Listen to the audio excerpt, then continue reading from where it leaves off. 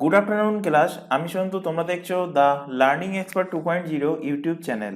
তোমাদের সামনে যে পিএসসি ক্লার্কশিপ এবং মিসলিনিয়াসের এক্সামটা আসতে চলেছে, তার জন্য আজ ম্যাথের ওপর থেকে 34 নাম্বার ক্লাস কিন্তু প্রোভাইড করা হচ্ছে। তো এর আগে অলরেডি আমরা 33টা ক্লাস কভার করে নিয়েছি ম্যাথের ওপর থেকে। যদি সেই ক্লাসগুলো না দেখে থাকো, ওপরে আই বাটনে লিঙ্ক শো হচ্ছে, সেটার উপরে ক্লিক করো, অথবা এই চ্যানেলের ডেসক্রিপশন বক্সটা ফলো করো, তার মধ্যে কিন্তু প্রিভিয়াস ক্লাসের প্লেলিস্টের লিঙ্ক প্রোভাইড করাই আছে। সেটার উপর ক্লিক করলে প্রিভিয়াস যে ক্লাসগুলো হয়ে গেছে সেই ক্লাসগুলো পরপর সেখান থেকে দেখে নিতে পারবে। ক্লাসের শুরুতে প্রত্যেককে বলছি, প্রত্যেকটা ক্লাসে কিন্তু 15টা করে কোশ্চেন রাখা হচ্ছে ম্যাথের উপর থেকে।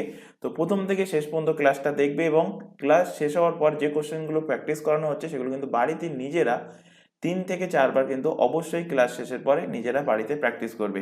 আরেকটা কথা, তোমাদের কিন্তু কিছুদিন ম্যাথের ক্লাস বন্ধ ছিল, তো এখন থেকে অর্থাৎ আজ থেকে কিন্তু আবার রেগুলার বেসিসে ক্লাস চলতে থাকবে।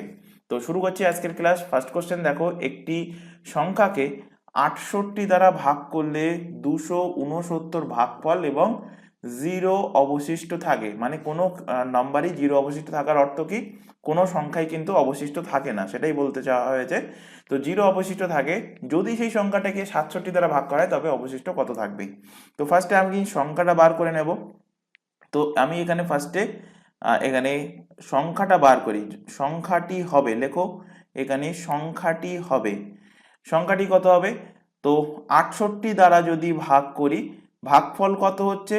269। আচ্ছা, আমরা সূত্র পড়ে এসেছি কি?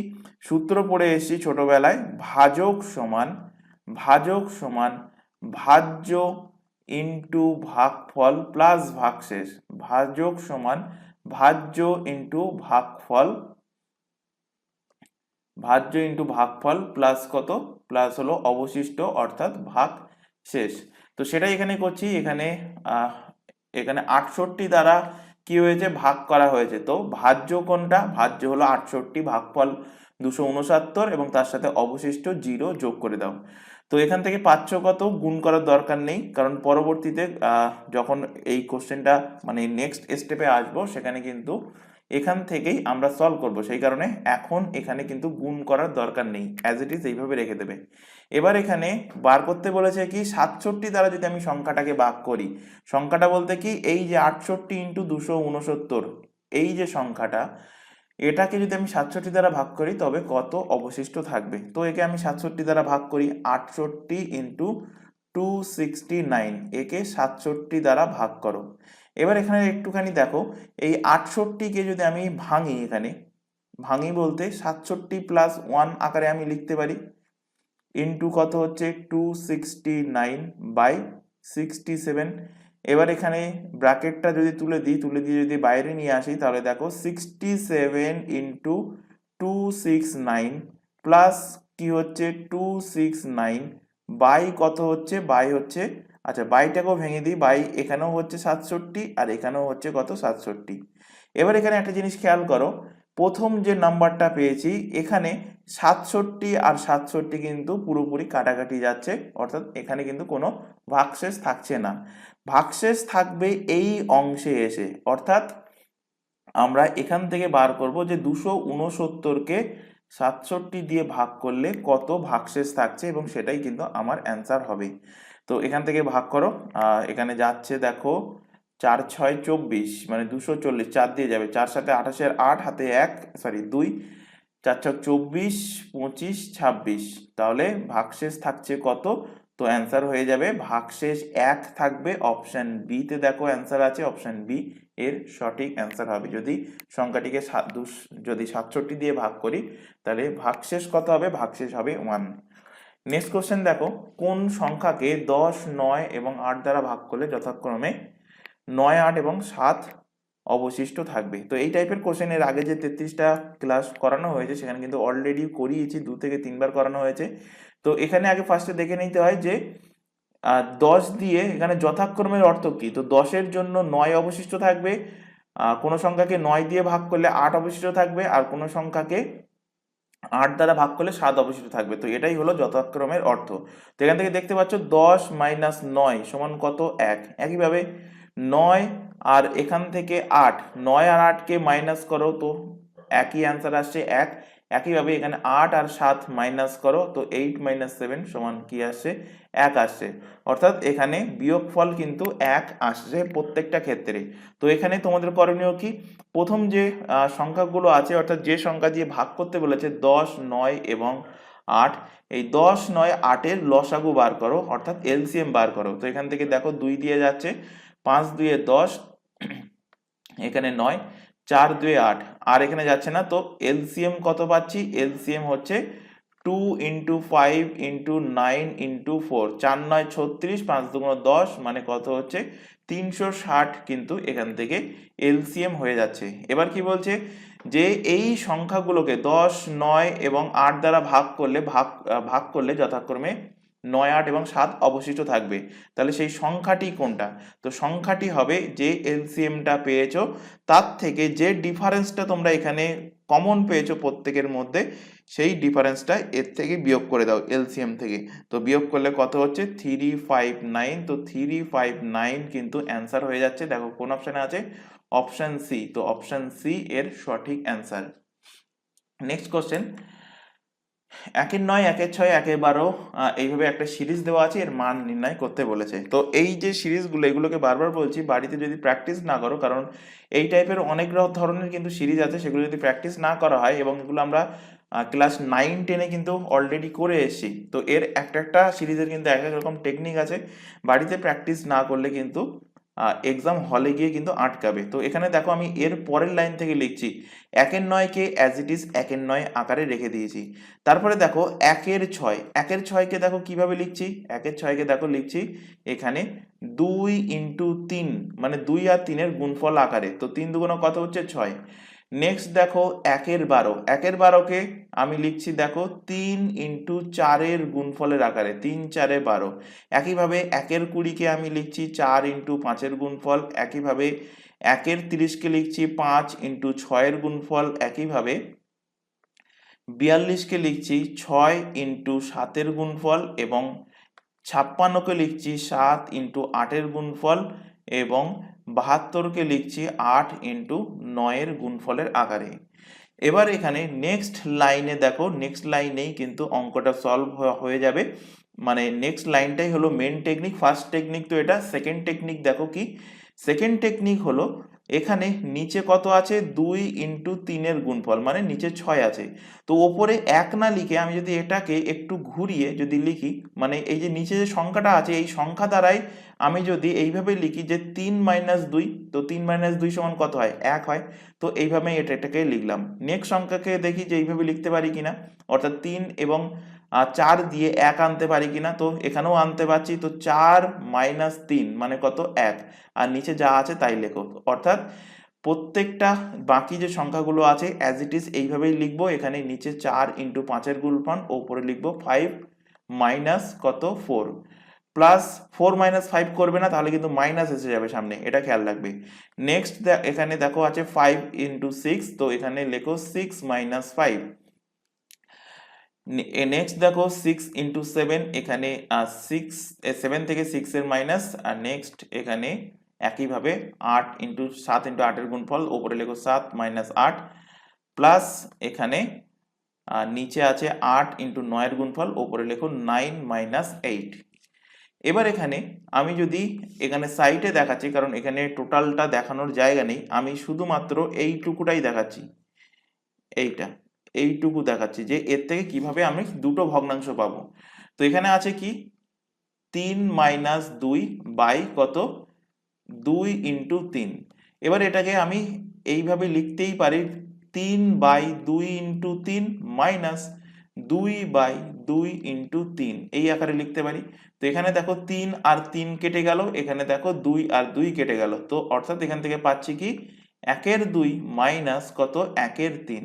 তো নিচের এই প্রত্যেকটা মানে 4 মাইনাস 3, এটা প্রত্যেকটার থেকে কিন্তু আমি দুটো করে ভগ্নাংশের বিয়োগফল পাবো। তো এখানে আমি 1 9 যেমন ছিল অ্যাজ ইট ইজ লিখে রাখলাম।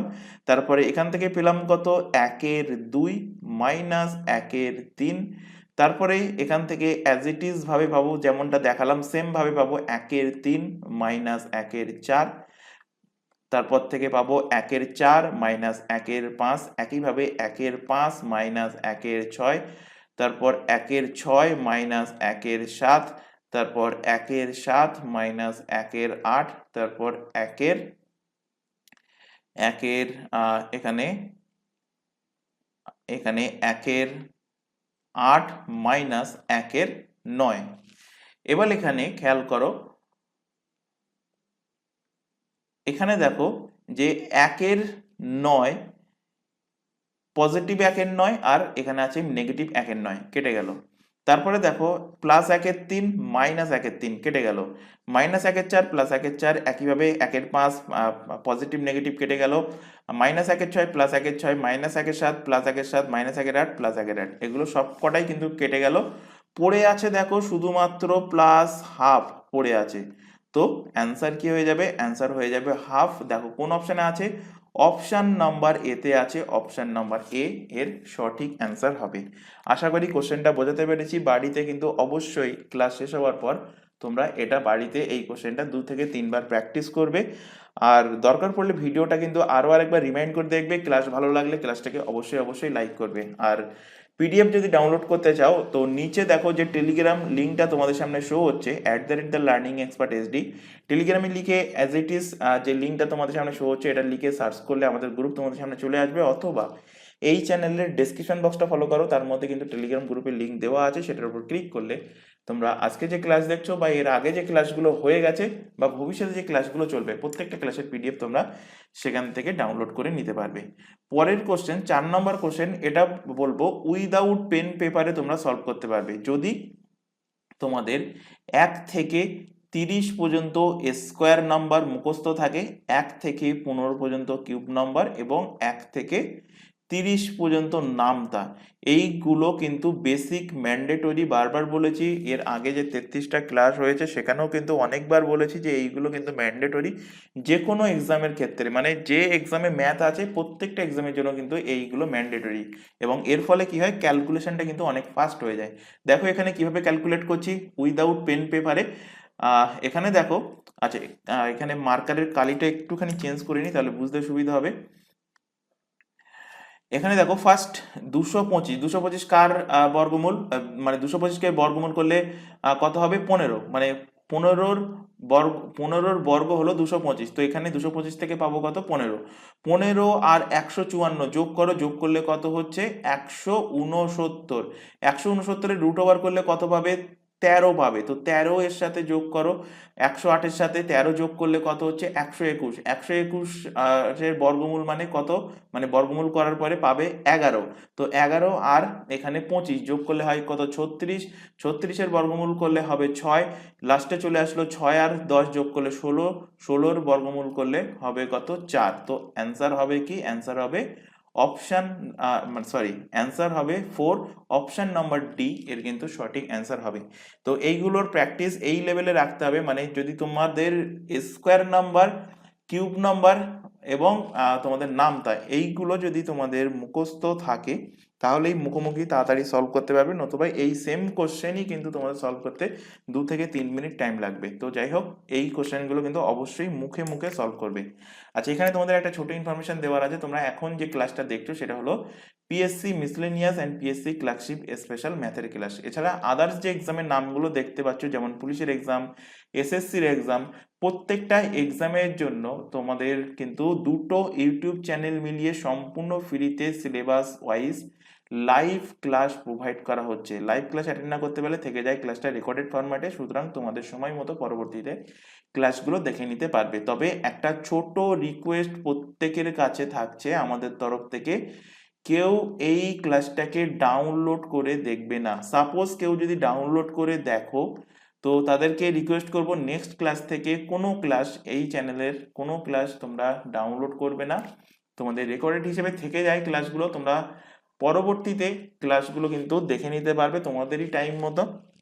এবং আরেকটা কথা বলি এখানে, ক্লাস যদি ভালো লেগে থাকে তো অবশ্যই কিন্তু ক্লাসটাকে তোমরা লাইক করবে। আর যে ক্লাসগুলো প্রোভাইড করা হয় যেমন এই পিএসসির সাপোজ ধরো ম্যাথের ক্লাস এটা, বা পিএসসির জিকের ক্লাস, বা তোমাদের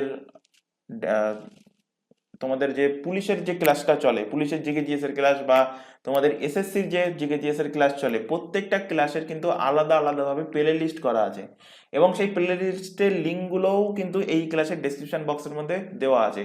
সুতরাং তোমাদের মিসিং হওয়ারও কোনো প্রশ্ন নেই, যে তোমাদের মধ্যে অনেকের হয়তো ডাউট থাকতে পারে যে ক্লাস মিসিং হয়ে যেতে পারে, তো মিসিং হওয়ার কোনো প্রশ্ন নেই। প্রত্যেকটাই কিন্তু প্লে লিস্টের মধ্যে তোমাদের ইনক্লুড করা আছে প্রত্যেকটা ক্লাস, এবং সেখান থেকে পরপর পরপর কিন্তু ক্লাস তোমরা পেয়ে যাবে। তাই বারবার বলছি, কেউ কিন্তু ক্লাসটাকে ডাউনলোড করে দেখবে না, এটা আমাদের তরফ থেকে একটা ছোট রিকোয়েস্ট থাকছে। আর এই প্রত্যেকটা ক্লাসের জন্য আমাদের কিন্তু আলাদা আলাদা হোয়াটসঅ্যাপ ব্যাচ ওপেন করা আছে। সেখানে যুক্ত হওয়ার একটাই বেনিফিট, তোমরা আগে থেকে ক্লাসের রুটিন পেয়ে যাবে, তারপরে ক্লাসের লিঙ্কগুলো পেয়ে যাবে। এছাড়া এক্সাম ওরিয়েন্টেড যাবতীয় গুরুত্বপূর্ণ ইনফরমেশন, যেমন অ্যাডমিট কার্ড প্রকাশন হোক বা কোনো নোটিফিকেশন প্রকাশিত হোক, সব কিছুই কিন্তু সবার আগে আপডেট করা হয় আমাদের হোয়াটসঅ্যাপ ব্যাচে। তো হোয়াটসঅ্যাপ ব্যাচে যুক্ত হতে চাইলে কি করতে হবে, নিচে যে হোয়াটসঅ্যাপ নাম্বারটা তোমাদের সামনে ডিসপ্লে হচ্ছে, এই নাম্বারে শুধুমাত্র হোয়াটসঅ্যাপে মেসেজ করে আমাদেরকে ইনফর্ম করবে যে তোমরা কোন ব্যাচের জন্য অ্যাড হতে চাও বা কোন এক্সামের জন্য প্রিপারেশন নিতে চাও। তো তোমাদের রিকোয়ারমেন্ট অনুযায়ী কিন্তু তোমাদের নির্দিষ্ট ব্যাচে অ্যাড করে নেওয়া হবে। এবং এখানে আরেকটা কথা বলবো, কেউ এই নাম্বারে নর্মাল কল করবে না, কেউ ভিডিও কলও কিন্তু করবে না।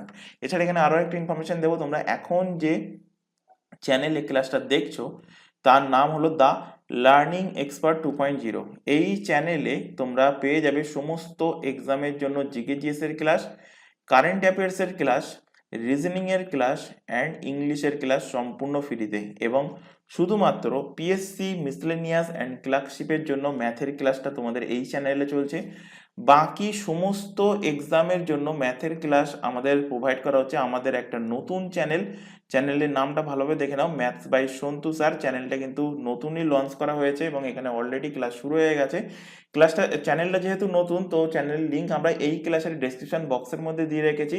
তো সেই লিঙ্কটার উপরে ক্লিক করলে আমাদের ম্যাথের চ্যানেলে চলে যেতে পারবে এবং সেখান থেকে তোমরা কিন্তু যে ক্লাসগুলো চলছে সেই ক্লাসগুলো সেখান থেকে দেখতে পাবে। যেহেতু চ্যানেলটা নতুন, তো প্রত্যেককে বলবো চ্যানেলটাকে সাবস্ক্রাইব করে নেবে এবং বেল আইকনকে অল নোটিফিকেশনে সেট করে রাখবে, এবং এটাকেও সাবস্ক্রাইব না করে থাকলে এটাকেও কিন্তু সাবস্ক্রাইব করে নেবে। এবং চ্যানেল দুটোতে রেগুলার বেসিসে ক্লাস চলছে, তো রেগুলার বেসিসে ক্লাসগুলো ফলো করবে। চলে আসো পরবর্তী question, 5 number question. A B C এর গড় ওজন বলা আছে কত? 45 কেজি, 45 কেজি। এ আর বি এর গড় ওজন বলে দিয়েছে 40 কেজি, বি আর সি এর গড় ওজন বলে দিয়েছে 43 কেজি, বি এর ওজন কত? তো এই টাইপের কোশ্চেন কিন্তু সব থেকে ইজি হয়। এখানে দেখো একটা জিনিস, এখানে ফার্স্টে তো এ বি সি তিনজনেরই ওজন বলেছে। নেক্সট ক্ষেত্রে দেখো বলেছে এ আর বি এর ওজন, এবং তারপরের কন্ডিশনে বলেছে বি ও সি এর ওজন। মানে এই দুটো কন্ডিশন যদি আমি একসাথে নিয়ে আসি, তাহলে দেখতে পাচ্ছ দুটো ক্ষেত্রেই বি কমন আছে এবং সেই বি এর ওজনই জানতে চাইছে। তো এখানে দেখো কিভাবে বার করবে, ফার্স্টে এ, বি এবং সি এদের মোট ওজন কত হবে? 45-এর সাথে 3 গুণ করে দাও, তো পেয়ে যাবে এদের মোট ওজন। তো 3 45 কত? 135 কেজি হলো এদের মোট ওজন, এ বি সি এর মোট ওজন। এবার এখান থেকে এ এবং বি এর মোট ওজন বার করো। এ এবং বি এর মোট ওজন কত? 40 ইন্টু 2 মানে 80 কেজি। আর বি এবং সি এর মোট ওজন কত? 43 ইন্টু 2 মানে 86 কেজি। অর্থাৎ এখান থেকে যদি বলি যে টোটাল ওজন মানে এই দুজনে, তাহলে এখান থেকে পাবে কত? এ প্লাস 2বি, কারণ বি দেখো দুবার কাউন্ট হচ্ছে, প্লাস সি। টোটাল ওজন কত হচ্ছে? 6 আর 8 যোগ করলে কত হচ্ছে? 16। 166 কেজি হচ্ছে এ প্লাস 2বি প্লাস সি এর ওজন। তাহলে এখান থেকে বি এর ওজন কত পেয়ে যাবে? বি এর ওজন কত? এ প্লাস 2বি প্লাস সি, এর থেকে আমি যদি এ প্লাস বি প্লাস সি বিয়োগ করে দিই, তাহলে পড়ে থাকবে কার ওজন? পড়ে থাকবে কিন্তু বি এর ওজন। অর্থাৎ বি এর ওজন কত হবে? 166 থেকে 135 বিয়োগ করে দাও, বিয়োগ করলে এখান থেকে পাচ্ছ 1, এখানে হচ্ছে কত? 3। 31 কেজি হবে বি এর ওজন। এবার যদি এখান থেকে এ এর ওজন জানতে চাইতো, তো কোথায় অ্যাপ্লাই করতাম? এখানে এর ওজন জানতে চাইলে, কারণ এ প্লাস বি এর ওজন আমরা জানি 80 কেজি, বি এর ওজন 31 কেজি, তার মানে এর ওজন কি হবে, এর ওজন হবে 80 থেকে 31 বিয়োগ করে দাও, 80 থেকে 30 বাদ দিলে হবে 50, 1 বাদ দিলে হবে 49 কেজি হবে এর ওজন। যদি বলতো সি এর ওজন কত, তো একইভাবে সি এর ওজন এখানে 86 থেকে 31 বিয়োগ করে দাও, তাহলে এখান থেকে পাবে 5 আর 5 55 কেজি, 55 কেজি। তো যেটাই জানতে চাইতো সেটাই কিন্তু বার করা যেত এখান থেকে। তো এখানে জানতে চাইছে বি এর ওজন, বি এর ওজন 31 কেজি, অপশন নাম্বার সি এর সঠিক অ্যান্সার। নেক্সট কোশ্চেন, 0.8 এবং 0.2 এর তৃতীয় সমানুপাতি কত? Easy question. তৃতীয় সমানুপাতি কিভাবে বার করি, 0.8/0.2 ইকুয়াল টু 0.2 বাই তৃতীয় সমানুপাতিকে ধরে নিচ্ছি কত, এক্স। এবার এখান থেকে এক্স এর মান ইজিলি পেয়ে যাব। তো এক্স সমান কি হবে, এক্স সমান হবে 0.2 ইন্টু 0.2 ইন্টু 0.8, দশমিক দশমিক উঠে গেল, এই দশমিক উঠে নিচে চলে আসলো কত, 10। তো 2 আর 2, 2 দুগুণ 4, 4 দিয়ে কাটলে কত হচ্ছে 2। তো এখানে হচ্ছে কত, 1/20। তো 1/20 মানে কত, 1/20 মানে 0.05, ভাগ করে নেবে 0.05। অপশন নাম্বার এ এর কিন্তু সঠিক অ্যান্সার। নেক্সট কোশ্চেন, 498 কোন সংখ্যা থেকে 17% কম? তো ইজি কোশ্চেন। তো আমি ধরে নিচ্ছি সংখ্যাটা এক্স, সংখ্যাটা আমি ধরে নিচ্ছি কত, এক্স। তো এক্স থেকে 17% কম হবে কি, 498। তো এক্স থেকে 17% কম মানে 100 থেকে 17% বিয়োগ করে দাও বাই কত, 100। এর ভ্যালু, এর ভ্যালু কত, 498, 498। অর্থাৎ বলতে চাইছি কি, এক্স এর থেকে 17% কম, 17% কম মানে কি, 83%। এক্স এর 83% ভ্যালু বলতে চাইছে 498। তো এখান থেকে এক্স এর ভ্যালু কত বার করতে হবে আলটিমেট। তো এক্স ইন্টু এখানে 83 বাই কত হচ্ছে 100 ইকুয়াল টু 498। আচ্ছা, এখান থেকে দেখো কাটাকুটি যাচ্ছে 6 দিয়ে, 6 83 কিন্তু 498। তো এক্স এর ভ্যালু কত হবে, 6 ইন্টু 100, 600 কিন্তু এর সঠিক অ্যান্সার হবে। অপশন নাম্বার সি এর correct answer. Next question, 33 metre কাপড় বিক্রয় করে এক ব্যক্তির 11 মিটার কাপড়ের ক্রয় মূল্যের সমান তার প্রফিট হয়, তার লাভ হয়, তবে তার লাভের হার কত? তো কি করছে সে ব্যক্তি, 33 মিটার কাপড় বিক্রি করছে, 11 মিটার কাপড়ের সমান, কাপড়ের ক্রয় মূল্যের সমান তার লাভ হচ্ছে। তো আমি এখানে ফার্স্টে ধরে নেব যে ধরি ধরি প্রতি মিটার, ধরি প্রতি মিটার কাপড়ের ক্রয় মূল্য, ধরি প্রতি মিটার কাপড়ের কস্ট প্রাইস, ক্রয় মূল্য আমি ধরে নিচ্ছি 1 টাকা করে। পার মিটার কাপড়ের ক্রয় মূল্য তার কেনা পড়েছে 1 টাকা করে ধরে নিচ্ছি। তাহলে 11 মিটার কাপড়ের কস্ট প্রাইস কত হবে, অবভিয়াসলি 11 ইন্টু 1 টাকা মানে 11 টাকা হবে। একইভাবে 33 মিটার কাপড়ের কস্ট প্রাইস কত, 33 মিটার কাপড়ের cost price 33 metre into per metre যদি 1 টাকা করে হয় তো হয়ে যাবে কত, 33 টাকা।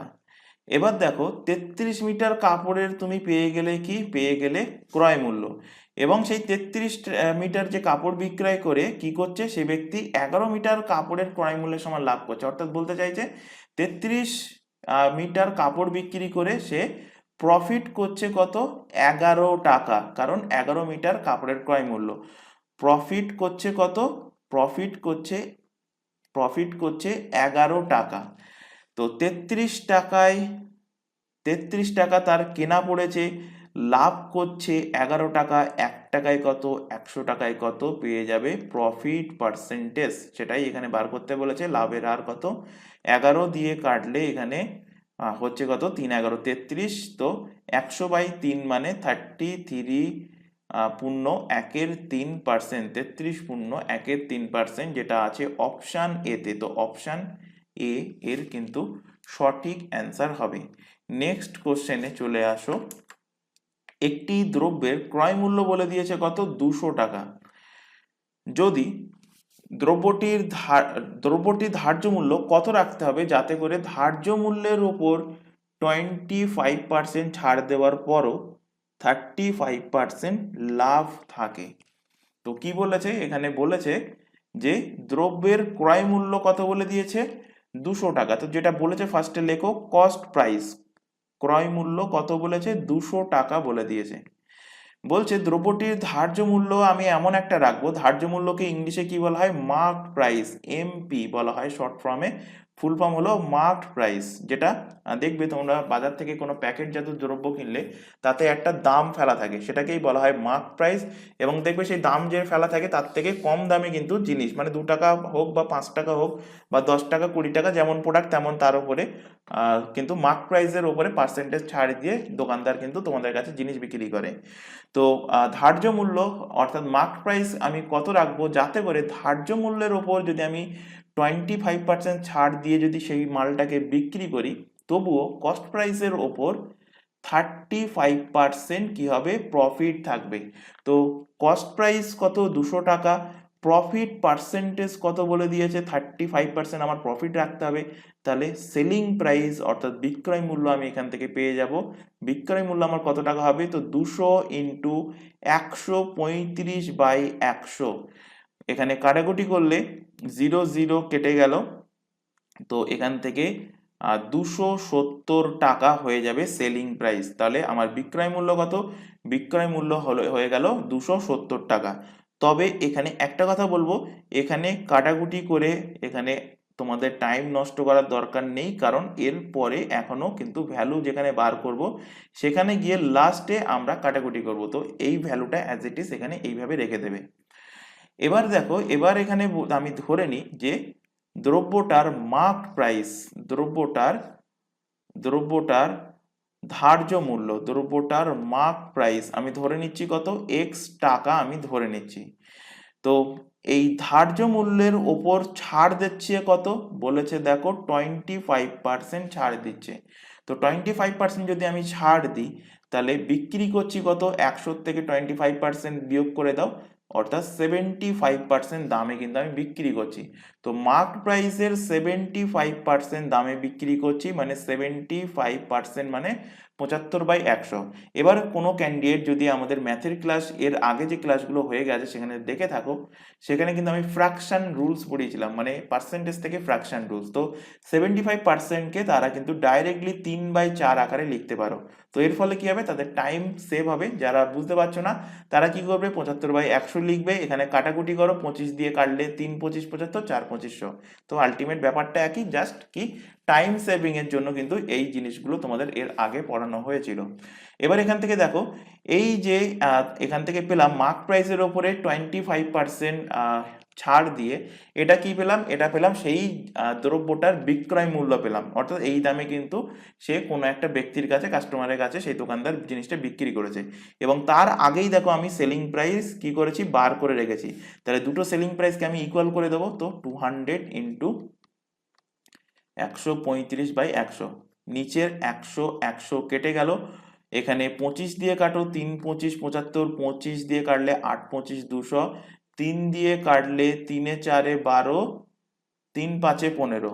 তো এক্স এর ভ্যালু কি হবে, 8 ইন্টু 45, 8 ইন্টু 45। তো এখানে গুণ করলে কত হবে, গুণ করলে পাবে 360, 360, ৫টা 40, 4 4টা 32 36, 360, 360 টাকা এমআরপি করতে হবে, অর্থাৎ ধার্য মূল্য করতে হবে। তো অপশন নাম্বার ডি এর সঠিক অ্যান্সার হবে। নেক্সট কোশ্চেনে চলে আসো, বার্ষিক সরল সুদের হারে 800 টাকা 3 বছরে 956 টাকায় পরিণত হয়। যদি সুদের হার 4% বেড়ে যায় তবে 3 বছরে 800 টাকা কত টাকায় পরিণত হবে। তো ফার্স্টে আমাদের যে লাইনটা বলা আছে, যে কন্ডিশনটা দেওয়া আছে, এই কন্ডিশনের মধ্যে আমাদের বার করতে হবে যে সুদের হার কত, সেটা কিন্তু বলা নেই ফার্স্টে। এবং নেক্সট লাইনে বলা হয়েছে যে আগে যদি সাপোজ সুদের হার x% বা আগে যদি সুদের হার r% হতো, তাহলে পরবর্তী সুদের হার কি বলেছে, 4% বেড়ে যাবে, মানে r প্লাস 4% হবে। তো ফার্স্টে আমাদের প্রথম লাইন থেকে আর এর ভ্যালু বার করতে হবে। তো সেই একটাই সূত্র, সরল সুদের আমরা পড়ে এসেছি কি, ইন্টারেস্ট ইকুয়াল টু, অর্থাৎ সরল সুদ ইকুয়াল টু আসল মানে পি ইন্টু সময় ইন্টু মানে টি ইন্টু সুদের হার মানে R by 100, I equal to PTR by 100। ছোটবেলা থেকে পড়ে এসেছি, আশা করি প্রত্যেকেরই এই সূত্র মুখস্থ থাকা উচিত। তো এখানে আগে ফার্স্টে দেখো 3 বছরের সরল সুদ, 3 বছরে, এখানে 3 বছরের আগে সুদটা বের করে নাও। 3 বছরে সুদ কত? 3 বছরে সুদ, তো 3 বছরে সুদ আসল মিলে হয়েছে 956 টাকা, আর আসল ছিল কত? 800 টাকা। তো এখান থেকে পেয়ে যাবে 3 বছরের সুদ কত? 3 বছরের সুদ হলো 156, 156 টাকা হলো 3 বছরের সুদ। এবার এখান থেকে পার্সেন্টেজ পেয়ে যাবে কিভাবে? এই সূত্রে বসাও, I equal to PTR by 100। Interest কত? 3 বছরের ইন্টারেস্ট পেয়েছো 156 টাকা, আসল কত ছিল? 800 টাকা। কত বছরের জন্য ইনভেস্ট? তো 3 বছর। সুদের হার আমি আরই রেখে দিলাম, সুদের হার বার করব বাই 100। এখান থেকে কাটাকুটি করো, এখান থেকে ডবল জিরো কেটে গেল, তো 800 ডবল জিরো কেটে গেল। এখান থেকে 3 দিয়ে কাটো ফার্স্টে, 3 5 15, 3 2 6। এখান থেকে 4 দিয়ে কাটো, 4 2 8, 4 13 52। তাহলে আর এর ভ্যালু কি পেলে? 13/2% পেয়ে গেলে আর এর ভ্যালু। এবার পরবর্তী বছরের ক্ষেত্রে কি বলেছে? পরবর্তী বছরে সুদের হার 4% বেড়ে যায়, অর্থাৎ আর প্লাস 4% হবে নেক্সট বছরে সুদের হার। সুদের হার তো কত হবে নেক্সট বছরে সুদের হার? আর এর ভ্যালু দেখো এখান থেকে পেয়েছো কত? 13/2%। তো 13/2 লেখো, প্লাস এখানে 4 যোগ করো পার্সেন্টেজ, এটাকে এখান থেকে যোগ করলে পাবে 4 2 8। আশা করি এই ভগ্নাংশের ক্যালকুলেশনও এখন দেখানো উচিত নয়, এগুলো তোমাদের অবশ্যই নিজেদের পারা উচিত। তো এখান থেকে 4 2 8, 8 আর 13 যোগ করলে কত হবে? 21/2%। যদি কারো ডাউট থেকে থাকে এই ক্যালকুলেশন গুলো কিভাবে মুখোমুখি করবে, তো তারা কিন্তু অবশ্যই কমেন্ট বক্সে কমেন্ট করে জানাবে, তাহলে পরবর্তী ক্লাস থেকে আমরা এগুলো আরো বেসিক ভাবে ভেঙে ভেঙে দেখাবো। তো আশা করবো এইটুকু যোগ বিয়োগ তোমাদের পারা উচিত, সেই কারণে কিন্তু এগুলো একটু স্কিপ করছি। তো এবার দেখো এখান থেকে সুদের হার পেয়ে গেলে কত পেলে? 21/2%। এবার এটাকে দশমিকে কনভার্ট করার কোনো দরকার নেই, কারণ আমি জানি পরবর্তীতে এসে কিন্তু এটা কাটাকুটি হবে। কিভাবে হচ্ছে? এখানে দেখো, এখানে বলেছে যে যদি সুদের হার 4% বেড়ে যায়, মানে এখন হয়েছে কত? 21/2%, তাহলে 3 বছরে 800 টাকায় কত টাকা পরিণত হবে? তো এখানে আবার আমি ইন্টারেস্ট বার করব, তো ইন্টারেস্ট ইকুয়াল টু আসল কত? 800 টাকা, সময় বলে দিয়েছে 3 বছর, সুদের হার এখন বলে দিয়েছে 21/2% বাই কত? 100। এখান থেকে 0 0 0 এন্ড 0 কেটে গেল। এখান থেকে 2 দিয়ে কাটলে 4 2 8, এখান থেকে গুণ করো, এখান থেকে গুণ করলে পাচ্ছ 3 4 12 ইন্টু কত? 21। তো 12 ইন্টু 20 গুণ করলে হবে কত? 240, আর তার সাথে 12 যোগ করলে হবে কত? 252। যে টেকনিক গুলো বলছি এগুলো কিন্তু অবশ্যই খেয়াল রাখবে তোমাদের মুখোমুখি যোগ করার ক্ষেত্রে। তো আমি কি করেছি? এই 21টাকে দুটো ভাগে ভেঙেছি। কিভাবে? 21টাকে এইভাবে ভেঙেছি যে 20 প্লাস 1 আকারে। এবার আমি 12-র সাথে যদি 20 গুণ করি তাহলে পাবো 240, কারণ 12 2 24 আর একটা শূন্য মানে 240, আর 12-র সাথে 1 গুণ করলে 12, তো 240-এর সাথে 12 যোগ করলে পেয়ে গেলাম কত? 252। তো এই ছোট ছোট টিপস যেগুলো বলে দিই এগুলো কিন্তু খেয়াল রাখবে, এক্সাম হলে গিয়ে এগুলো ক্যালকুলেশন করতে কিন্তু তোমাদের অনেকটাই হেল্পফুল হবে। এবার দেখো এখানে বলেছে যে 800 টাকা কত টাকায় পরিণত হবে।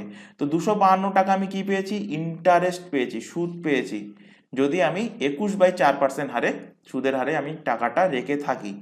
তাহলে 3 বছর পরে সুদ আসল মিলিয়ে কত টাকা হবে? 3 বছর পর সুদ আসল মিলিয়ে কত টাকা হবে? আসল ছিল 800 টাকা, সুদ হয়েছে 252 টাকা, অর্থাৎ হবে কত? 1052 টাকা। 1052 টাকা। তো দেখো কোন অপশানে আছে? অপশান সি এর সঠিক অ্যান্সার। নেক্সট কোশ্চেনে চলে আসো। এক ব্যক্তি বার্ষিক 10% চক্রবৃদ্ধি সুদের হারে 21,000 টাকা ধার নেন, তবে প্রতি বছর তাকে কত টাকা দিতে হবে যাতে করে তার পুরো ধার 2 বছরে শোধ হয়ে যায়? তো আমি এখান থেকে ধরে নিচ্ছি, ধরি প্রতি বছরে সে, লেখো এখানে ধরি প্রতি বছরে, এগুলো এক্সাম হলে গিয়ে লেখার কোনো দরকার নেই, জাস্ট বোঝানোর জন্যই কিন্তু আমি লিখছি। তোমরাও কিন্তু এই লেখাগুলো না লিখে স্কিপ করবে, স্কিপ করে প্র্যাকটিস করবে। আমি জাস্ট বোঝানোর জন্য কিন্তু এটা লিখছি।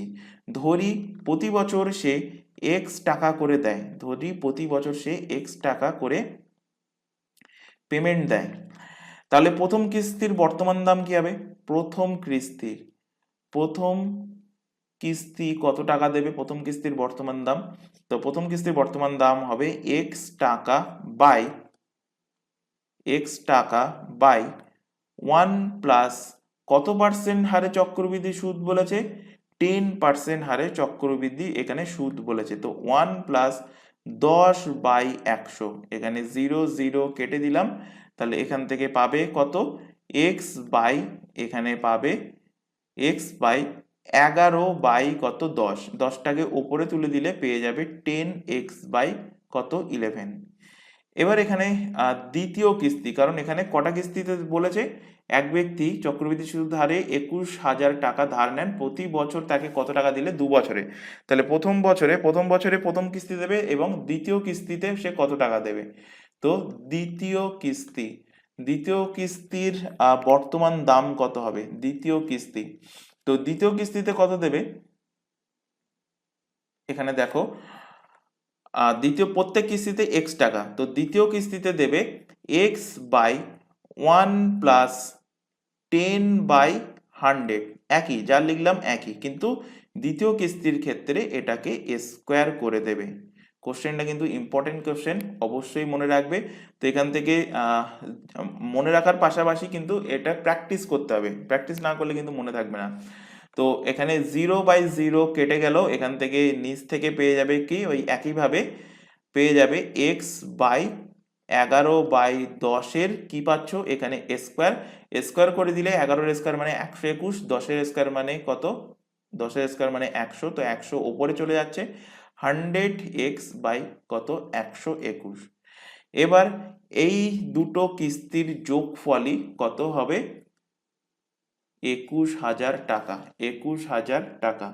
তো এখান থেকে 10x,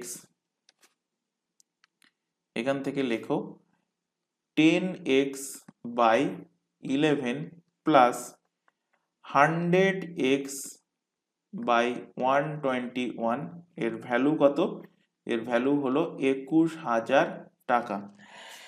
এবার এখান থেকে ক্যালকুলেট করো, ওই ভগ্নাংশের যে যোগ বিয়োগ সেই একই প্রসেসে, মানে এখানে লসাগু করো, 11 আর 121 লসাগু করলে 121ই হবে লসাগু। এখান থেকে তাহলে 11 11 121 মানে 11 10কে 110x প্লাস এখানে কত? 100x ইকুয়াল টু কত হচ্ছে? 21,000। এখানে যোগ করো, যোগ করলে পাবে কত? এখানে যোগ করলে এখানে 110 আর 100 মানে 210x সমান সমান 21,000 ইন্টু কত হচ্ছে? 121। 0 আর 0 এখান থেকে কেটে গেল, এখানে 21 কাটো, 21 দিয়ে কাটলে এখান থেকে পাবে কত? 100। x এর ভ্যালু কত পেয়ে গেলে? 12100। তো এখানে কি বলেছে? যে তবে প্রতি বছর তাকে কত টাকা করে দিতে হবে যাতে তার পুরো ধার শোধ করতে 2 বছর, আর 2 বছরে তার পুরো ধারটা শোধ হয়ে যায়। তো তাকে প্রত্যেক বছর কিন্তু এখানে 12,100 টাকা করে দিতে হবে। তো যেটা আছে অপশন বিতে, অপশন নাম্বার বি এর সঠিক অ্যান্সার হবে। নেক্সট কোশ্চেন, 15 জন পুরুষের দিনে 8 ঘন্টা করে একটি কাজ করতে 20 দিন সময় লাগে, তবে ওই কাজটা 20 জন পুরুষের 12 দিনে সম্পন্ন করতে কত ঘন্টা সময় লাগবে? তো কোশ্চেনটা একদমই ইজি কোশ্চেন, বারবার বলেছি একটাই সূত্র মনে রাখতে, M1D1 by W1 equal to M2D2T2 by W two. M for man অর্থাৎ ম্যান পাওয়ার, লোক সংখ্যা, ডি মানে দিন সংখ্যা, টি মানে টাইম মানে কত ঘন্টা বা কত মিনিট, বিভিন্ন কোশ্চেনে বিভিন্ন রকম পাবে, কোথাও মিনিট পাবে, কোথাও সেকেন্ড পাবে, কোথাও ঘন্টা পাবে। তারপরে ডাব্লু মানে কি, ওয়ার্ক মানে কাজ, কৃতকার্য কত। তো এখানে যা যা থাকবে সেইগুলো আমি এখানে অ্যাপ্লাই করবো। সাপোজ ধরো এখানে ম্যান পাওয়ার দেওয়া নেই, তো আমি এখানে শুধুমাত্র দিন সংখ্যা, টাইম এবং ওয়ার্ক এটা পুট করব। যেমন এই কোশ্চেনটার ক্ষেত্রে এখানে কিন্তু ওয়ার্কের এখানে মানে ওয়ার্কের ব্যাপারে কিন্তু এখানে কিছু বলা নেই, মানে কাজের ব্যাপারে কিন্তু বলা নেই যে এত অংশ কাজ হচ্ছে। দেখবে কিছু কিছু কোশ্চেনের ক্ষেত্রে হাফ অংশ কাজ হচ্ছে, 3/4 কাজ হচ্ছে, এইভাবে কিন্তু বলা থাকে। তো যেখানে যে যেমনটা বলবে সেখানে কিন্তু আমরা তেমনটা অ্যাপ্লাই করব। এবং এই একটাই সূত্র মনে রাখলে তোমাদের এই টাইপের যা কোশ্চেন আছে প্রত্যেকটা কোশ্চেন কিন্তু তোমরা এই একটা সূত্রের মাধ্যমে সলভ করতে পারবে। তো এখানে দেখো m1 কত 15, তারপরে দেখো এখানে t1 এর ভ্যালু বলা আছে কত 8 ঘন্টা, লেখো 8। d1 এর ভ্যালু বলা আছে এখানে 20, লেখো এখানে 20, ইকুয়াল টু m2 এর ভ্যালু দেখো বলা আছে কত 20 জন 12 দিন, মানে D2 এর ভ্যালু বলা আছে 12 দিন, T2 এর ভ্যালু এখানে বার করতে হবে। তো T এর ভ্যালু আমি এখানে শুধু T লিখলাম, T এর ভ্যালু বার করলেই হয়ে যাচ্ছে। তো 20 আর 20 এখান থেকে কেটে গেল, 3 দিয়ে কাটলো এখানে 3 5 15, 3 এ 4 এ 12, 4 দিয়ে কাটলে 4 2 8, T এর ভ্যালু 5 দিয়ে কত হচ্ছে 10, অর্থাৎ কত ঘন্টা কাজ করতে হবে, 10 ঘন্টা কাজ করতে হবে। Option C, sorry option number B এর সঠিক অ্যান্সার। নেক্সট কোশ্চেন, একটি চৌবাচ্চা এ পাইপ ভর্তি করে 8 ঘন্টায়। এটাও কিন্তু ভালো কোশ্চেন। এ পাইপ কি করছে, ফিল করছে, তো ফিল করছে বলে আমি এখানে প্লাস দিলাম, কত ঘন্টায় 8 ঘন্টায়। বি পাইপ কি করছে, বি পাইপ ভর্তি চৌবাচ্চাকে খালি করছে কত ঘন্টায়, 5 ঘন্টায়। তো বি পাইপ কি করছে, খালি করছে, তাই এখানে মাইনাস দিলাম, যাতে করে আমার পরবর্তীতে বুঝতে সুবিধা হয় যে এ দুটো পাইপ মধ্যে কোনটা খালি করছে কোনটা ভর্তি করছে। তো এবার এখান থেকে এই 8 এবং 5-এর লসাগু নাও, 8 আর 5-এর লসাগু অর্থাৎ এলসিএম কত হবে 40। তো এই 40টাই হবে ট্যাঙ্কের টোটাল ক্যাপাসিটি, টিসি ফর হলো কি টোটাল ক্যাপাসিটি অফ চৌবাচ্চা, মানে ট্যাঙ্কের টোটাল ক্যাপাসিটি। এবার এখান থেকে পেয়ে যাবে ইজিলি যে এর এফিসিয়েন্সি কত।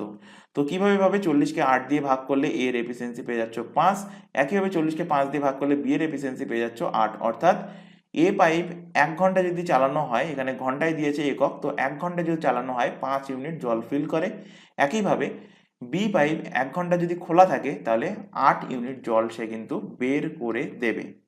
এবার এখানে কি জানতে চাইছে, বলেছে যে চৌবাচ্চাটি যদি 3/4 অংশ ভর্তি থাকে, কি বলেছে, চৌবাচ্চাটা 3/4 অংশ ভর্তি থাকলে কত ঘন্টায় পাইপ দুটোকে একসঙ্গে চৌবাচ্চাটি খালি করবে, পাইপ দুটি একসঙ্গে চৌবাচ্চাটা কত সময়ে কত ঘন্টায় সেটা খালি করবে। তো চৌবাচ্চার টোটাল ক্যাপাসিটি কত আমি পেয়েছি 40 ইউনিট। বলেছে চৌবাচ্চাটা 3/4 অংশ ভর্তি আছে, 40 ইউনিট কিন্তু ভর্তি নেই, 40 ইউনিটের 3/4 অংশ, তাহলে চৌবাচ্চা ভর্তি আছে কতটা, চৌবাচ্চা ভর্তি আছে সেটা আগে বার করে নেব। চৌবাচ্চা ভর্তি আছে কতটা, 40 ইন্টু 3/4, 4 দিয়ে কাটো, 4 10 40, অর্থাৎ 30 ইউনিট কিন্তু চৌবাচ্চা ভর্তি আছে। এবং এই টাইমেই, এই 30 ইউনিট যখন চৌবাচ্চা ভর্তি ছিল, এই টাইমেই এ পাইপ এবং বি পাইপ উভয়কে কিন্তু খুলে দেওয়া হয়েছে। এবার এখানে খেয়াল করো, এ পাইপ এবং বি পাইপকে উভয় যদি আমি খুলে দিই, তাহলে এ পাইপ কি করছে, এ পাইপ কিন্তু 5 ইউনিট ফিল করছে, বি পাইপ কি করছে প্রত্যেক ঘন্টায় 8 ইউনিট খালি করছে। তো আলটিমেট কি হচ্ছে 5 - 8 মানে -3, -3-এর অর্থ কি 3 ইউনিট করে কিন্তু প্রত্যেক ঘন্টায় খালি হতে যাচ্ছে। তাহলে 30 ইউনিট যদি জল থাকে এবং প্রত্যেক ঘন্টায় যদি 3 ইউনিট খালি হয়, তাহলে চৌবাচ্চাটা খালি করতে কত সময় লাগবে, 30/3 ভাগ করলে 10 ঘন্টা, 10 ঘন্টা কিন্তু টাইম লাগবে চৌবাচ্চাটা খালি করতে। তো অ্যান্সার দেখো আছে অপশন নাম্বার বি তে, অপশন বি এর সঠিক answer. Next question, A B এর তুলনায় দ্বিগুণ গতিসম্পন্ন, বি সি এর তুলনায় 3 গুণ গতিসম্পন্ন। আচ্ছা, এই যে লাইন দুটো বলেছে এখান থেকে আগের এদের স্পিডের রেশিও বার করে নাও, এ বি আর সি লেখো। বলেছে কি এ বি এর তুলনায় দ্বিগুণ গতিসম্পন্ন, বি সি এর তুলনায় 3 গুণ গতিসম্পন্ন। তো লাস্টের দিক থেকে ধরো আমি ধরে নিচ্ছি সি এর স্পিড হলো 1, বি আর সি এর রিলেশন কি বলেছে, বি সি এর তুলনায় 3 গুণ গতিসম্পন্ন।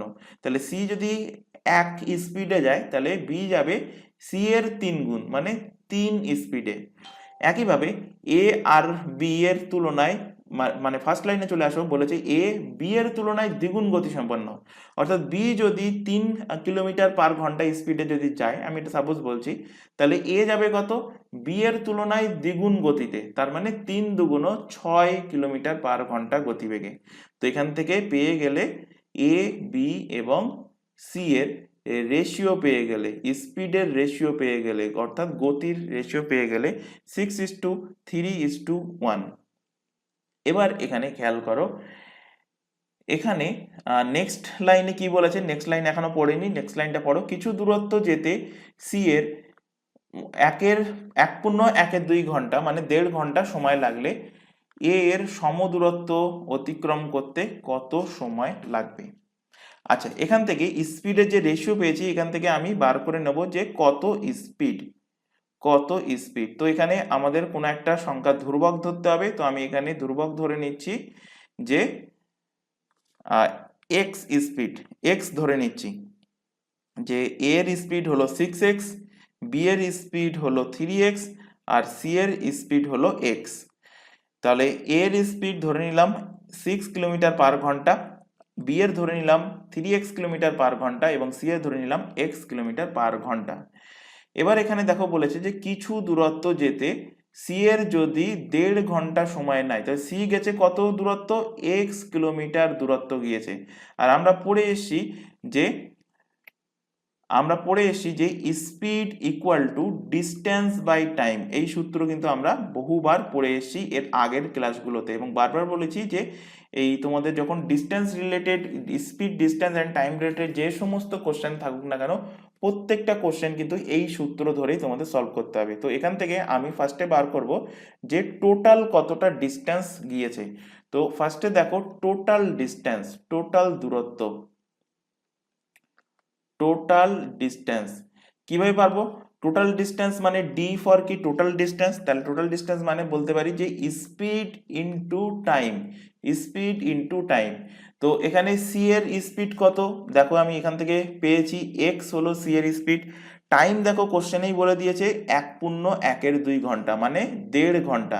তো 1.1 কে আমি ভাঙলে পেয়ে যাব কত, 3/2 ঘন্টা। তো এক্স ইন্টু 3/2, ডিস্টেন্সের একক কি হয়ে যাবে, কিলোমিটার। তো টোটাল ডিস্টেন্স কত হয়ে গেল, 3x/2 কিলোমিটার, 3x/2 কিলোমিটার হয়ে গেল টোটাল ডিস্টেন্স। এবার বলছে এ এর সমদূরত্ব অতিক্রম করতে কত সময় লাগবে, মানে যে ডিস্টেন্সটা সি গিয়েছে সেই সেম ডিস্টেন্স যদি এ যায় এবং এর স্পিড কত, দেখো বার করেছে 6 কিলোমিটার পার ঘন্টা।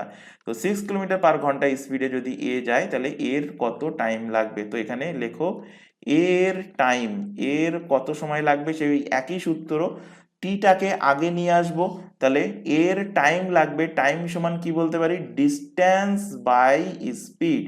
ডিস্টেন্স কত পেয়েছি, দেখো 3x/2, 3x/2। স্পিড কত, স্পিড দেখো 6x, স্পিড হলো 6x। কাটাকুটি করো, 3x আর 6x কাটলে কত হচ্ছে, এখানে x কেটে গেল আর 3×2 = 6, তাহলে এর সময় লাগবে কত, 1/4 ঘন্টা কিন্তু সময় লাগবে। 1/4 ঘন্টা দেখো অপশানে আছে কিনা দেখতে পাচ্ছ, 1/4 ঘন্টা কোথাও নেই, তো এটাকে মিনিটে কনভার্ট করো। 1/4 এর সাথে 60 মিনিট এখানে গুণ করে দাও, গুণ করলে পেয়ে যাবে 4×15=60, অর্থাৎ 15 মিনিট, 15 মিনিট সময় লাগবে, যেটা আছে অপশান নাম্বার এতে। অপশান নাম্বার এ এর কিন্তু সঠিক অ্যান্সার হবে। নেক্সট কোশ্চেনে চলে আসো, একজন ব্যক্তি স্রোতের প্রতিকূলে এত কিলোমিটার, স্রোতের অনুকূলে এত কিলোমিটার যেতে প্রত্যেক ক্ষেত্রে 6 ঘন্টা করে সময় নেয়, তো স্রোতের গতিবেগ কত। তো ইজি কোশ্চেন। তো এখান থেকে প্রতিকূলের স্পিড বার করো, প্রতিকূলের স্পিড, প্রতিকূলের প্রতিকূলের স্পিড, আর এখানে বার করো অনুকূলের স্পিড, প্রতিকূল অ্যান্ড অনুকূল। এবং এটাই কিন্তু আজকের ক্লাসে তোমাদের লাস্ট কোশ্চেন, 15 নম্বর কোশ্চেন। এবং আবারও বলছি, যদি ক্লাস ভালো লেগে থাকে তো অবশ্যই অবশ্যই কিন্তু ক্লাসটাকে লাইক করবে। আর আরেকটা রিকোয়েস্ট আমাদের কাছে তোমাদের কাছে থাকছে আমাদের তরফ থেকে, যে কেউ কিন্তু ক্লাসটাকে ডাউনলোড করে দেখবে না। তো এখানে দেখো প্রতিকূলের স্পিড কত, প্রতিকূলের স্পিড কিভাবে পাবে, আমরা পড়ে এসেছি speed equal to distance by time. তো ডিস্টেন্স কত, 36 কিলোমিটার, প্রতিকূলে গিয়েছে কত কিলোমিটার, 36 কিলোমিটার, 36 কিলোমিটার। টাইম লেগেছে প্রত্যেক ক্ষেত্রে, দেখো বলেছে প্রতি ক্ষেত্রে 6 ঘন্টা, তো টাইম দিয়ে ভাগ করে দাও, স্পিড পেয়ে যাবে। তো 6 দিয়ে 36কে কাটলে হবে কত, 6, মানে 6 কিলোমিটার পার আওয়ার। একইভাবে অনুকূলের ক্ষেত্রে দেখো, অনুকূলে কতটা ডিস্টেন্স গিয়েছে, 48 কিলোমিটার, এখানে লেখো 48। টাইম লেগেছে কত, 6 ঘন্টা, 6 দিয়ে কাটো, 6 8 48, অর্থাৎ 8 কিলোমিটার পার আওয়ার হলো কি অনুকূলের স্পিড।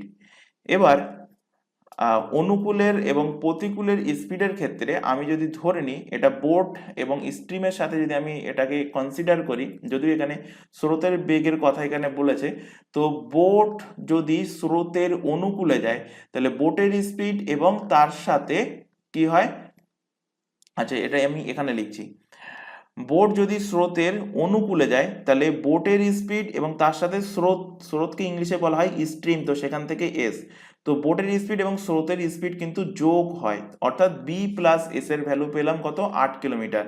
আর প্রতিকূলে যখন আসে বোটের স্পিডের থেকে কিন্তু স্রোতের যে বেগ সেটা কিন্তু বিয়োগ হয়, অর্থাৎ বি মাইনাস এস হয়। তো এখান থেকে আমি দুটো এখানে ইকুয়েশন পেলাম, বি প্লাস এস সমান কত, 8, বি মাইনাস এস সমান হলো কত, 6। এবং তোমাদের এর আগের যে ক্লাসগুলো হয়েছে, আগের যে 33টা ক্লাস হয়েছে সেখানে বারবার বলেছি, যদি কোনো কোশ্চেনে এক্স প্লাস ওয়াই, যে কোনো এনিথিং কোশ্চেন, শুধু এই অঙ্কের ক্ষেত্রে বলছি না, এক্স প্লাস ওয়াই সমান কোনো একটা ভ্যালু এবং এক্স মাইনাস ওয়াই সমান কোনো একটা ভ্যালু থাকলো, এটাকে অপনয়ন আছে বা আরো যে সমস্ত নিয়ম আছে, কোনো নিয়ম অ্যাপ্লাই করার দরকার নেই, ডাইরেক্ট অ্যান্সার লিখবে। কি জানতে চাইছে, আচ্ছা জানতে চাইছি কি সেটা পরে বলছি, কিভাবে অ্যান্সার লিখবে। যদি বি এর অ্যান্সার জানার হয় বা কোশ্চেনে দেখে নিলে যে বোর্ডের স্পিড কত সেটা জানতে চাইছে, যদি জানতে চায় তখন কি করবে, বি সমান, বি এর আগে কি আছে, এখানেও কিছু নেই মানে প্লাস, এখানেও কিছু নেই মানে প্লাস, অর্থাৎ এই দুটো সংখ্যাকে যোগ করে দাও, 2 দিয়ে ভাগ করে দাও। আর যদি বলে এস এর ভ্যালু বার করতে, অর্থাৎ স্রোতের বেগ, এসটা কি ধরেছিলাম, স্রোতের বেগ স্ট্রিম, তো এস এর ভ্যালু বার করার সময় এখানে দেখো এখানে আছে প্লাস কিন্তু এখানে আছে মাইনাস, তাহলে এখানে এস এর আগে মাইনাস আছে মানে এখানে কি করবে, সংখ্যা দুটোর ডিফারেন্স নিয়ে নেবে। ডিফারেন্স বলতে আবার 6 মাইনাস 8 করবে না, ডিফারেন্স বলেছি আমি কিন্তু বলিনি বিয়োগ করতে, অন্তরফল, ডিফারেন্স নিতে বলেছি। তো 8 এবং 6 মানে সবসময় বড়টার থেকে ছোটটা বিয়োগ করবে এবং এটাকেও 2 দিয়ে ভাগ করে দেবে। তো যেটা বার করতে বলবে সেটা এখান থেকে অ্যাজ ইট ইজ যেভাবে বললাম সেভাবে বার করে নেবে। তো 8 আর 6 যোগ করলে 14, 14কে 2 ভাগ করলে হবে 7 কিলোমিটার পার ঘন্টা ছিল বোর্ডের স্পিড। 8 থেকে 6 বাদ গেলে হয় 2, 2কে 2 দিয়ে ভাগ করলে হয় 1, তো 1 কিলোমিটার পার ঘন্টা ছিল স্রোতের বেগ অর্থাৎ স্ট্রিমের স্পিড, যেটা আছে অপশন নম্বর সি তে। তো অপশন নম্বর সি এর সঠিক অ্যান্সার হবে। তো আজকের ক্লাসে এই 15টা কোশ্চেন রাখা ছিল, আশা করি প্রত্যেকটা কোশ্চেন তোমাদের ক্লিয়ার হয়েছে। যদি কোথাও কোনো কোশ্চেনে কোনো অঙ্কে ডাউট থেকে থাকে তো অবশ্যই অবশ্যই তোমরা দাগ নম্বরটা লিখবে, তাহলে আমাদের বুঝতে সুবিধা হয়। যদি তোমরা এলোমেলো ভাবে লিখে দাও যে এই কোশ্চেনের মানে কোশ্চেনটা উল্লেখ না করে যদি তোমরা লিখে দাও যে এইটা বুঝতে অসুবিধা হচ্ছে, তো আমাদের কিন্তু একটু টাফ হয়ে যায় ব্যাপারটা, যে তোমরা কোনটার ক্ষেত্রে কথা বলছো বা কোনটার ব্যাপারে তোমরা কমেন্টে লিখছো সেটা কিন্তু আমরা বুঝতে পারি না। তাই বারবার বলছি দাগ নম্বরটা লিখবে এবং যে ক্লাসের করানো হচ্ছে সেই ক্লাসেরই কমেন্ট বক্সে, এমনটা নয় যে 34 নম্বর যে ক্লাসটা হচ্ছে তার কোনো ডাউট সেটা তুমি 32 নম্বর ক্লাসের কমেন্ট বক্সে গিয়ে লিখলে, এমনটা নয়। যে ক্লাসে দেখতে তোমাদের মানে যে ক্লাসের মধ্যে কোনো কিছু অসুবিধা থাকছে সেই ক্লাসেরই কমেন্ট বক্সে দাগ নম্বর সহকারে তোমাদের ডাউট লিখবে এবং সেই ডাউট কিন্তু তৎক্ষণাৎ হয়তো তোমাদের কমেন্ট বক্সে যদি সম্ভব হয় কমেন্ট বক্সে অ্যাপ্লাই মানে কমেন্ট বক্সে তোমাদেরকে রিপ্লাই দিয়ে দেওয়া হবে, অথবা তোমাদের পরবর্তী ক্লাসে সেটাকে কিন্তু তোমাদের সংশোধন করে দেওয়া হবে বা সেটা বুঝিয়ে দেওয়া হবে। তো যদি কোথাও ডাউট থাকে কোনো কোশ্চেনে, সেটা কিন্তু অবশ্যই অবশ্যই তোমরা আমাদেরকে জানাবে। আর ক্লাস ভালো লাগলে অবশ্যই অবশ্যই ক্লাসটাকে লাইক করবে, তোমার বন্ধু বান্ধবের কাছে শেয়ার করবে যারা পিএসসি ক্লার্কশিপ, মিসেলেনিয়াস বা আদার্স কম্পিটিটিভ এক্সামের জন্য প্রিপারেশন নিচ্ছে। তো আজকের ক্লাস আমরা এখানে স্টপ করছি। আজকের ক্লাস এই পর্যন্ত। নেক্সট দেখা হবে পরবর্তী ক্লাস নিয়ে। Thank you.